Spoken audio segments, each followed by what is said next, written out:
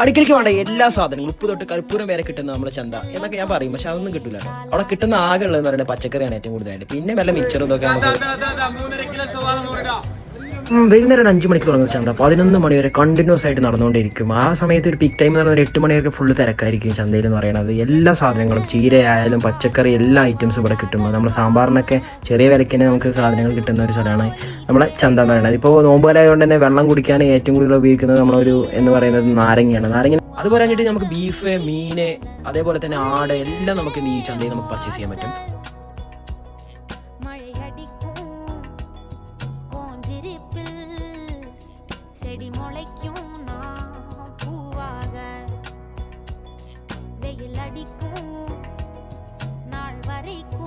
അടുക്കളയ്ക്ക് ആകെ പോകുന്നത് ഫുഡ് കഴിക്കാൻ വേണ്ടിയിട്ടാണ്. ആ ഫുഡ് കഴിക്കാൻ പോയാൽ ഇന്നെയാണ് ഈ ചന്തയ്ക്ക് വലിച്ചോടെ നിൽക്കുന്നത്. എന്തിനാ പച്ചക്കറി വാങ്ങാൻ. എനിക്കറിയാം പച്ചക്കറി ഏതൊക്കെ വേണ്ടതെന്ന്. അപ്പോൾ ഞാൻ എൻ്റെ വീട്ടിൽ ഒരു കുരിപ്പുണ്ട്. ആ കുരിപ്പിനെ കൂട്ടിയിട്ടാണ് പോയത്.